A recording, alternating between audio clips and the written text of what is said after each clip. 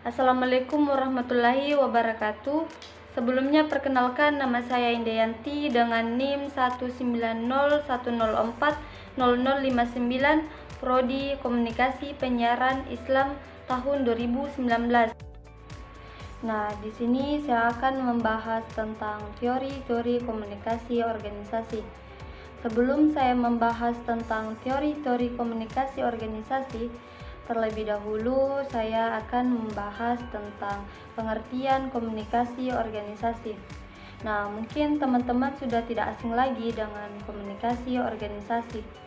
Jadi, sebelum kita mengetahui apa itu komunikasi organisasi, kita harus mengetahui dulu apa itu pengertian komunikasi dan apa itu pengertian organisasi. Jadi, langsung saja kita bahas satu persatu. Yang pertama, komunikasi. Apa sih itu komunikasi? Jadi, komunikasi dapat dimaknai sebagai jalannya atau proses di mana seseorang maupun sekelompok orang yang menciptakan serta menggunakan sejumlah informasi agar saling terhubung dengan lingkungan yang ada di sekitarnya.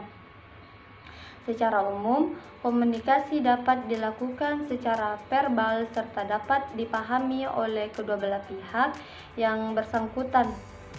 Kemudian, organisasi. Apa sih organisasi itu? Jadi, organisasi dapat diartikan sebagai dua atau lebih orang yang berada dalam suatu wadah yang dimana memiliki satu tujuan yang bersama.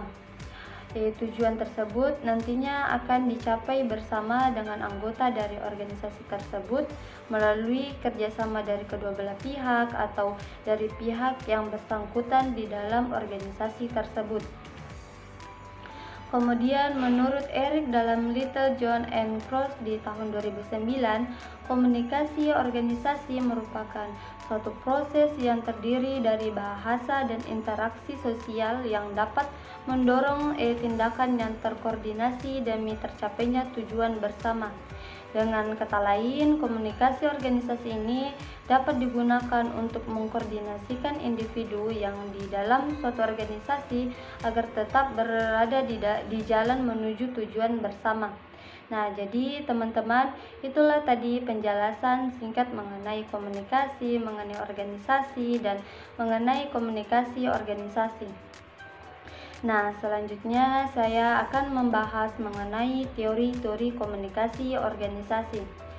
Di sini ada beberapa teori yang akan saya bahas. Yang pertama itu teori struktural klasik. Teori pertama ini berkembang sejak tahun 1800-an dan dapat disebut sebagai teori mesin. Teori ini menjelaskan bahwa organisasi digambarkan sebagai sebuah lembaga yang sentral akan tugas-tugasnya serta memberikan petunjuk mekanis struktural yang bersifat kaku, monoton, dan tanpa inovatif. Kedua, teori neoklasik. Teori komunikasi organisasi neoklasik atau hubungan manusia ini diperkenalkan oleh Elton Mayo. Karena adanya ketidakpuasan dengan teori klasik atau teori mesin, teori ini mengacu tentang pentingnya aspek psikologis serta sosial karyawan sebagai seorang individu atau kelompok kerja yang telah dipastikan melalui percobaan yang dilakukan oleh Elton di pabrik Hawthorne pada tahun 1924.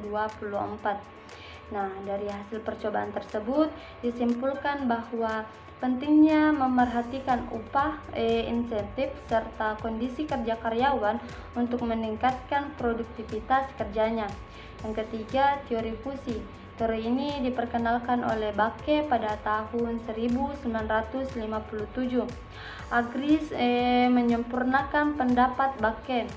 Teori fusi berawal dari kesadaran Bakke pada tahun 1950 mengenai kesadaran kepuasan minat manusia yang berbeda-beda dalam suatu birokrasi maupun organisasi.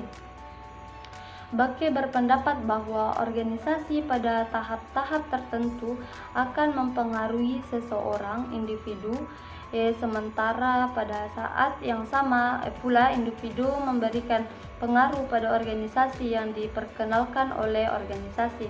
Yang keempat, teori sistem sosial. Teori satu ini menyatakan bahwa hubungan antara manusia memungkinkan suatu organisasi dapat bertahan lebih lama daripada orang-orang yang ada di dalamnya. Artinya, walaupun seseorang yang ada dalam suatu kelompok atau anggota dari kelompok tertentu sudah meninggal, kelompok tersebut tetap ada, hanya saja orang-orang yang ada di dalamnya digantikan dengan anggota-anggota baru. Yang kelima, teori public relation. Seperti yang dikatakan oleh Ron Ludlow, komunikasi organisasi merupakan kajian pada teori public relation. Teori ini menyatakan upaya yang dilakukan secara terencana dan berkesinambungan secara utuh atau menyeluruh oleh suatu organisasi. Nah, upaya tersebut dilakukan untuk menciptakan serta memelihara niat baik untuk saling mengerti antara organisasi dan khalaqnya. Keenam, teori kepemimpinan. Teori ini menyebutkan bahwa pemimpin suatu organisasi maupun kelompok merupakan sosok yang penting untuk membantu anggota memenuhi kebutuhan serta mencapai tujuan kelompok atau organisasi secara bersama-sama. Nah, itulah tadi penjelasan saya mengenai teori-teori komunikasi organisasi. Terima kasih. Assalamualaikum warahmatullahi wabarakatuh.